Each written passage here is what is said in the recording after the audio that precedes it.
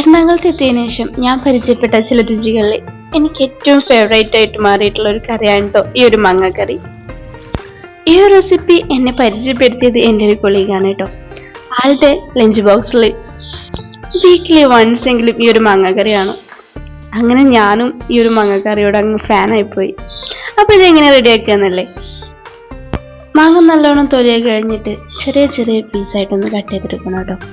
ഒരുപാട് ചെറിയ പീസല്ല, അത്യാവശ്യം ഇത് ഈ ഒരു രീതിയിലൊന്ന് കട്ട് ചെയ്തെടുക്കാം.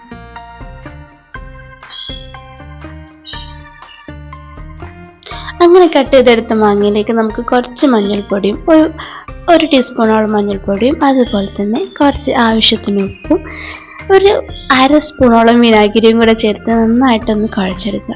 ഇനി ഇതൊന്ന് റെസ്റ്റ് ചെയ്യാൻ വെക്കാം. അടുത്ത സ്റ്റെപ്പാണ് കേട്ടോ ഹൈലൈറ്റ്. എനിക്ക് ഈ മാങ്ങാക്കറിയിൽ ഏറ്റവും ഇഷ്ടപ്പെട്ട പ്രോസസ്സ്. ഈ ഒരു സ്റ്റെപ്പ് ചെയ്യുമ്പോൾ കിട്ടുന്നൊരു പ്രത്യേക മണമുണ്ട്. അതൊന്ന് എക്സ്പീരിയൻസ് ചെയ്തറിയണമെന്ന് അവളെന്ന് പറഞ്ഞപ്പോൾ ഞാൻ ഇത്രയും പ്രതീക്ഷിച്ചില്ല കേട്ടോ. അല്ലേ പിന്നെ ഇങ്ങനെ നീളത്തിലരിഞ്ഞ സവാളയും ഇഞ്ചിയും നാടൻ പച്ച വെളിച്ചെണ്ണയും ഉപ്പും കൂടി ഇങ്ങനെ കൂട്ടി തിരുമ്മിയ ഇത്രയും കൊതിപ്പിക്കുന്നൊരു സ്മെല്ല് വരുമെന്ന് ഞാനിതൊരു എക്സ്പീരിയൻസ് ചെയ്തിട്ടില്ല കേട്ടോ. ഇതിപ്പോൾ വീഡിയോ ആയിപ്പോയി. അല്ലെങ്കിൽ ഈ ഒരു സ്മെല്ല് നിങ്ങൾ അനുഭവിപ്പിക്കാൻ കഴിയുകയാണെന്നുണ്ടെങ്കിൽ ഇത് ഇപ്പം പോയിട്ട് ഈ കറി ഉണ്ടാക്കിയിട്ടുണ്ടാവും. അത്രയ്ക്ക് രസിപ്പിക്കുന്നൊരു സ്മെല്ലായിരുന്നു കേട്ടോ. പിന്നെ ഇങ്ങനെ കുഴച്ച് വെച്ച് കുറച്ചേരം റെസ്റ്റ് ചെയ്തെടുക്കാം. അതിനുശേഷം ഇതിലേക്ക് കുറച്ച് മുളക് പൊടിയും മല്ലിപ്പൊടിയും എല്ലാം ഒരു 3/4 ടീസ്പൂണോളം മതി കേട്ടോ. മുളകും 2-3 മുളകും കൂടി എരിവിന് ആവശ്യത്തിന് ചേർത്തിട്ട് വീണ്ടും നന്നായിട്ടൊന്ന് മിക്സ് ചെയ്യാം. ഇത് നിങ്ങൾക്ക് ആദ്യം കൈ വെച്ച് കൊടുക്കാൻ പറ്റുമെങ്കിൽ അത്രയും നല്ലതാണ്. പിന്നെ നമ്മുടെ കൈയൊന്ന് എരിഞ്ഞാലോ വിചാരിച്ചിട്ട് ഞാൻ ആ ഒരു സ്റ്റെപ്പ് ലാസ്റ്റിലേക്ക് മാറ്റി വെച്ചാണ് കേട്ടോ. പിന്നെ ഇതിലേക്ക് നമ്മൾ നേരത്തെ മാറ്റി വെച്ച മാങ്ങയുണ്ടല്ലോ അത് ആഡ് ചെയ്യുക. എന്നിട്ട് തേങ്ങയുടെ 1-ാം പാലും 2-ാം പാലും എടുത്തിട്ടുണ്ട്. ഞാൻ ഈ 2-ാം പാലിലാണ് കേട്ടോ ഈ മാങ്ങ ഒന്ന് വേവിച്ചെടുക്കുന്നത്. എനിക്ക് ഒരു കറി ഇത്രയും വർഷത്തിനിടയിൽ ആദ്യമായിട്ടുള്ളൊരു എക്സ്പീരിയൻസ് ആയിരുന്നു കേട്ടോ. ഇവിടെ വന്നതിന് ശേഷം അങ്ങനെ മാങ്ങയെല്ലാം വെന്ത് നന്നായിട്ട് കുറുകി വരുമ്പോൾ ഒന്ന് ചെറുതായി ഉടച്ചെടുക്കുക. അതിനുശേഷം നമുക്കിതിലേക്ക് 1-ാം പാലും കൂടി ചേർത്തെടുക്കണം. 1-ാം പാൽ ചേർത്ത് കൊടുത്താൽ പിന്നെ തിളക്കാൻ പാടില്ല കേട്ടോ.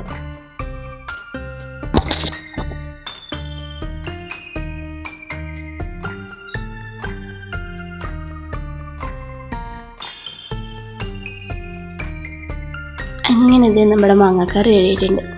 ഇത് നന്നായിട്ട് കുറുകി വരും കേട്ടോ. ഈ ഒരു പാലും അതേപോലെ തന്നെ മാങ്ങയൊക്കെ ഒന്ന് ഉടഞ്ഞു വരുമ്പോൾ നന്നായിട്ടൊന്ന് കുറുകി വരെ. ഇനി അവസാന പ്രോസസ്സ് നമ്മൾ നല്ല വെളിച്ചെണ്ണയിലേക്ക് കടുക് പൊട്ടിക്കുന്നു. വറ്റൽ മുളകും കൂടെ ആഡ് ചെയ്ത് കുറച്ച് കറിവേപ്പിലയും കൂടെ ചേർത്ത് ഇതിലേക്ക് ആഡ് ചെയ്താൽ നമ്മുടെ മാങ്ങാക്കറി സെറ്റ്. ഉണ്ടാക്കാൻ വളരെ സിമ്പിളാണ് കേട്ടോ. പക്ഷെ ടേസ്റ്റിൻ്റെ കാര്യത്തിൽ എനിക്കിതൊരു ജിന്നായിട്ടാണ് തോന്നി. എന്നാൽ എൻ്റെ മാങ്ങാക്കറി ഇത്രയും കാലം ഞാൻ നിന്നെ അറിയാതെ പോയല്ലോ. ഉള്ള മാമ്പഴ പുളിശ്ശേരിയും പുളിങ്കറിയും എല്ലാം പരീക്ഷിച്ചിട്ടും ഈ ഒരു മാങ്ങാക്കറി മാത്രം ഞാൻ അറിയാതെ പോയിട്ടോ. അപ്പോൾ ഇതേപോലെയുള്ള റെസിപ്പീസ് വെറൈറ്റി റെസിപ്പീസ് നിങ്ങൾക്ക് അറിയുമെങ്കിൽ ഒന്ന് കമൻറ്റ് ബോക്സിൽ അറിയിക്കും കേട്ടോ. അപ്പോൾ വീണ്ടും മറ്റൊരു കിറ്റിലും വീഡിയോ ഇട്ട് വരാം. അപ്പോൾ നമ്മുടെ മാങ്ങാക്കറി ഇഷ്ടമായാൽ വീഡിയോ ലൈക്ക് ചെയ്യാനും ഷെയർ ചെയ്യാനൊന്നും മറക്കണ്ട. പിന്നെ ഇത് മസ്റ്റായിട്ടും ട്രൈ ചെയ്ത് നോക്കിയിട്ട് നിങ്ങളുടെ ഫീഡ്ബാക്കും കൂടി അറിയിക്കാം കേട്ടോ. നമ്മുടെ ചാനലും കൂടി ഒന്ന് സബ്സ്ക്രൈബ് ചെയ്തേക്ക്. Okay, by.